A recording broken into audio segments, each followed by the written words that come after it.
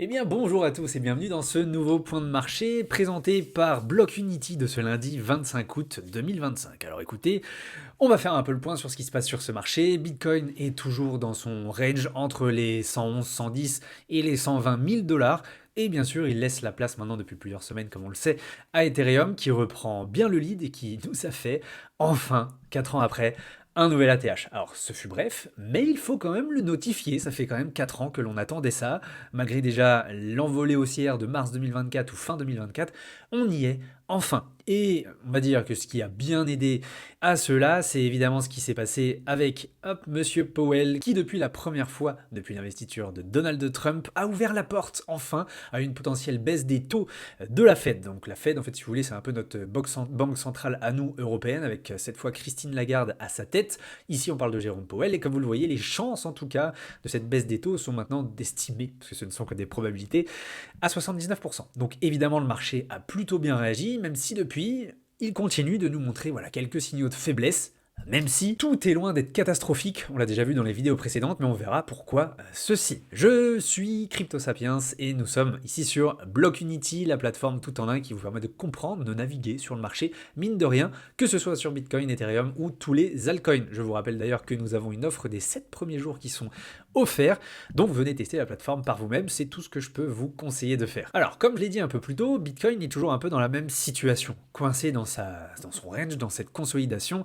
Tantôt, il essaie de nous faire peur, comme on le voit avec ce Fear and Greed qui tourne toujours sous la barre des 50 sur 100, donc évidemment, c'est un peu dans un territoire de neutralité, mais on sent quand même qu'il n'y a pas d'optimisme. Alors que, pourtant, c'est vrai qu'Ether vient de nous faire un nouvel ATH. Donc, tantôt il essaie de nous faire peur, tantôt il essaye voilà, de nous faire FOMO et de repartir à la hausse, comme c'est arrivé dernièrement lorsqu'on a retrouvé les 118 000 dollars en quelques heures, mine de rien, comparé à hier où il s'est passé un flash crash qui nous a amené des 114, 115 000 dollars jusqu'aux 110. Le but, à mon avis, c'est évidemment que bah voilà, si on est dans une consolidation dans un range, il y a beaucoup de joueurs de levier, de traders, de positions ouvertes sur les contrats futurs. Et ça, on le voit, puisque ici, sur les taux d'intérêt sur BTC, on voit très bien qu'ils sont assez élevés, ils sont pas du tout dans l'euphorie comme ce fut le cas lors des 2 derniers tops de 2024, mais globalement, on voit très bien qu'il y a des liquidations à opérer. Et donc du coup, on a de temps en temps des flash crash ou des flash pump qui en tout cas jouent aussi beaucoup sur les émotions des investisseurs. En plus de ça, on commence quand même à observer depuis quelques jours que la tendance d'achat autant sur les ETF que sur les entreprises qui souhaitent ajouter du Bitcoin dans leur trésorerie commence un peu à diminuer. Donc ça nous sert d'étalon, d'indicateur comme quoi la demande s'essouffle peu à peu. Vous le savez, pour qu'un prix monte, il faut évidemment qu'on ait des acheteurs sur le marché. Donc évidemment, si déjà la demande en spot diminue, mais qu'en plus de ça, tout ce qui est demande via les institutions diminue elle aussi, forcément on se retrouve sur un Bitcoin qui transige et qui attend, en tout cas patiemment, que de la demande arrive. On le voit très bien avec ce graphique des trésoreries des entreprises publiques sur BTC, donc qui stagne globalement quand même depuis la fin juillet, c'est pas dithyrambique, c'est plutôt intéressant de noter que, évidemment, de leur côté, voilà, la main est aussi sur Ethereum. On le voit très bien sur ce graphique qui, eux, de leur côté, bah voilà, depuis fin juillet, accumulent massivement. On est quand même passé d'environ 140 000 Ether détenus par ces fameuses entreprises et dans leur trésorerie, à plus de 2 400 000 Ether détenus. Donc évidemment, la main est chez eux. Et ça, on le voit, un petit graphique de Google Trend, hors Block Unity, qui nous montre bien que, regardez, les recherches pour le mot altcoin, depuis globalement la 2020, on a atteint quand même un sacré sommet dernièrement, donc évidemment que pour l'instant ce sont Ether et les alts qui ont le pouvoir entre guillemets, et c'est pour ça qu'on observe évidemment BTC qui transige, mais à la fois c'est exactement ce que l'on veut voir, puisque si BTC corrige ou explose à la hausse, c'est que les capitaux partent de Bitcoin ou justement vont vers lui, alors que là, potentiellement, on a envie de voir évidemment notre bague d'altcoin évoluer à la hausse. Et pour l'instant, comme je l'ai dit, du coup, les ETF continuent d'acheter bien comme il faut, massivement de l'Ether comparé à BTC, et donc évidemment, à chaque correction, eh bien, on remarque que comparé à ce qui s'est déjà passé dans ce cycle, Ether réagit quand même assez bien par rapport à Bitcoin. Il semble beaucoup plus solide actuellement, et même, j'ai envie de vous dire, au point qu'il repart quand même beaucoup plus vite à la hausse quand le marché reprend des couleurs. Donc on semble monter progressivement en escalier. Ce qui est bien, c'est qu'on n'est pas en train de se rusher à exploser les compteurs, et ça, c'est très très bien, en tout cas à mon avis, sur la suite du marché. Et d'ailleurs, c'est quand même assez paradoxal, puisque, mine de rien, généralement, quand le marché va bien, explose à la hausse. On voit beaucoup en tout cas sur nos indicateurs d'analyse sociale, on voit beaucoup de nouveaux abonnés sur YouTube, sur les comptes justement crypto. Et généralement, ça suit beaucoup de vues également. Mais là, pour l'instant, même si on est, si vous voulez, dans une sorte de tendance haussière, donc on est dans un canal haussier au niveau du nombre d'abonnés sur YouTube, mais comme vous le voyez, ça reste encore assez limité. Donc ça nous donne l'impression qu'on a potentiellement de la marge pour aller plus haut, mais qu'à la fois, comme je l'ai dit un peu plus tôt, eh bien la demande reste encore assez timide, et peut-être que personne n'aurait prédit en tout cas une telle poussée haussière, une telle explosivité d'Ethereum, sachant qu'il y a encore quelques mois.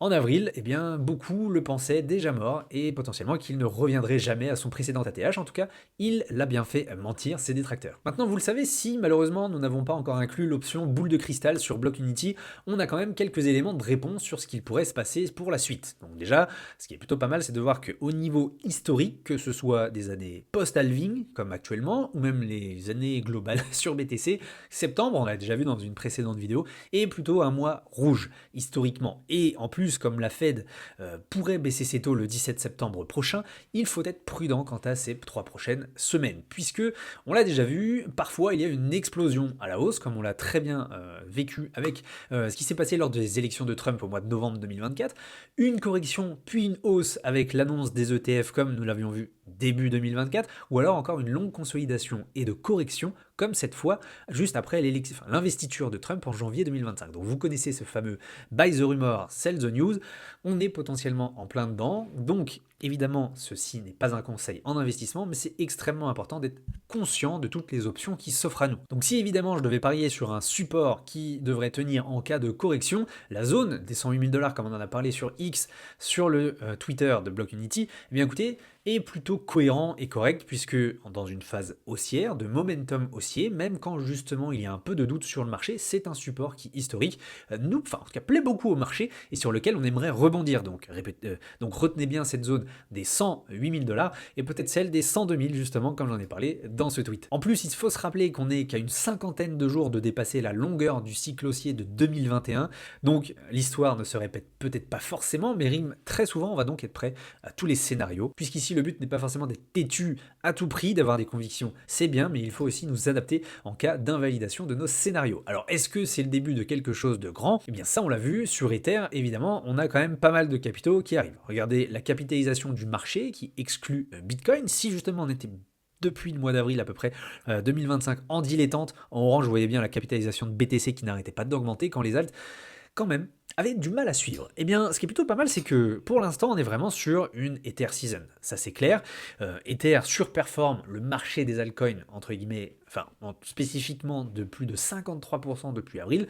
Donc, cela en dit long sur la force d'Ether, puisque comme vous le voyez ici, lorsqu'on exclut Bitcoin et Ethereum de l'équation, eh bien vous le voyez, les altcoins spécifiquement cette fois, eh bien, ont quand même beaucoup de mal à suivre. Donc potentiellement que nous sommes dans ce que nous rêvons tous, c'est-à-dire une vraie rotation de capitaux, et pour l'instant, si ça suit en tout cas la logique, c'est extrêmement sain, c'est loin du chaos de 2021, et peut-être que c'est une très bonne chose pour l'écosystème. En tout cas, si justement beaucoup parlaient de la mort du soldat Ethereum au mois d'avril, c'est peut-être le bon moment, si vous aussi de votre côté vous entendez la mort des altcoins et qu'il n'y a que maintenant BTC Ethereum qui compte, de vous rappeler évidemment qu'Ether, ici, avec notre altcoin winter detector, nous étions dans une phase extrêmement propice où ici Ether était largement sous-estimé. Et comme vous le voyez, ce sont ces phases-là où tout le monde a peur, où tout le monde est contre le projet ou estime que forcément fondamentalement il n'y a plus rien qui tient, que c'est probablement le meilleur moment pour investir. On le voit, cette zone-là était une des meilleures zones historiques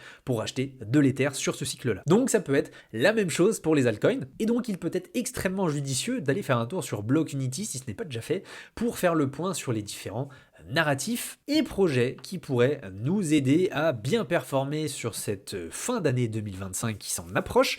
On a donc cette page d'indice de narratif qui va nous aider beaucoup à repérer ceux qui surperforment. Ici par exemple on a les oracles qui en tout cas ont extrêmement bien évolué face à BTC et ETH ces derniers temps. Évidemment en tête, j'ai envie de vous dire Chainlink qui a quand même bien performé, on le voit ici, donc on est la capitalisation globalement des altcoins face cette fois aux oracles, et on voit très bien qu'il la suit parfaitement. C'est-à-dire que là, on est vraiment sur un narratif qui a parfaitement, ou qui a assez bien suivi Ethereum dans sa montée, comparé à d'autres narratifs qui ont été un peu plus en dilettante, comme on le voit, comme la dépine, le privacy, les IA et les agents, les mêmes coins, etc., etc. Donc c'est vraiment le bon moment d'aller faire un tour pour se poser les bonnes questions de ce qui pourrait arriver. Voyez tous les scénarios en tête. Si les prochaines semaines nous laissent dans le flou, le marché pour l'instant tient merveilleusement bien, cette phase peu évidente, donc les niveaux support de BTC et Ether sont solides. Surtout, le marché semble, comme je l'ai dit pour le moment, valider cette rotation de capitaux la plus propre de son histoire, encore une fois potentiellement, loin de l'euphorie chaotique de 2021. Ether a vraiment la main sur le marché, mais ça ne veut pas dire évidemment que Bitcoin ne fera plus d'ATH, que les altcoins n'auront pas leur jour de gloire. La tendance est pour l'instant clairement à l'avantage du numéro 2. Prudence tout de même, puisque lors des corrections, généralement, ou des annonces négatives, historiquement parlant, c'est toujours vers BTC que les capitaux se réfugient. Donc être prêt à avoir BTC, ne pas forcément abdiquer sa place de chouchou numéro 1, mais une sorte d'assainissement avant une probable et potentielle vraie alt season. Pensez à être prêt, à ne pas être têtu et de s'adapter. Je vous rappelle que Blockfinity fait encore une fois 7 jours gratuits d'essai pour utiliser la plateforme et donc vous faire votre propre avis sur les narratifs et ce qui se passe sur le marché. Également, nous avons un Discord sur lequel il y a une belle communauté sur Blockfinity. Et bien sûr, n'hésitez pas à poser vos questions sous les vidéos ou sous les tweets que l'on fait, puisqu'on va prendre un grand plaisir à pouvoir vous répondre. J'espère que cette nouvelle vidéo vous aura plu. Écoutez, je vous souhaite une très très bonne semaine et à la semaine prochaine.